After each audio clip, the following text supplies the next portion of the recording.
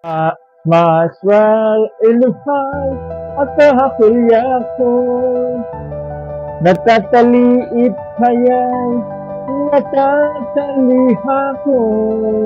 Hi, hello.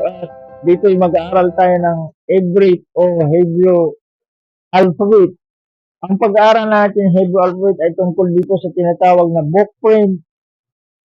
At dito lang tayo. Pero mayroong dalawang makikita natin na tinatawag na block writing at script writing. So, ang pinakamagamit talaga sa Hebrew o Hebrew ay itong tinatawag nila na book print. Malalaman natin ang book print dito.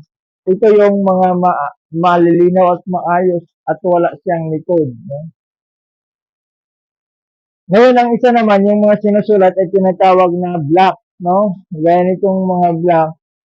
At yung mga likod naman ay ginagamit na parang signature. So, dito malalaman natin at makikita natin. Umpisahan natin muna sa mga print. Ito yung mga print. At ito naman yung tinatawag na block.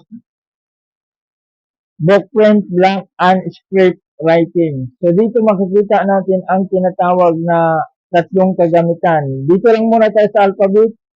Ang alphabet nito ay tinatawag na Aleph, Bet, Gimel, Dalet, Hey, Bab, Zayin, Shit, Tit, Yud, Kaf, Lamed, Mim, Nun, Samik, Ayin, Sib, Sadi, Kof, Rish, Shin, Tab. Last alphabet is Tab and the beginning alphabet is Aleph and the last alphabet is Tab. So, ang number niya hindi 1, 2, 3 kundi yung pa rin akad. Is time Shalos Arwa kami Shiva kami Tisha Iser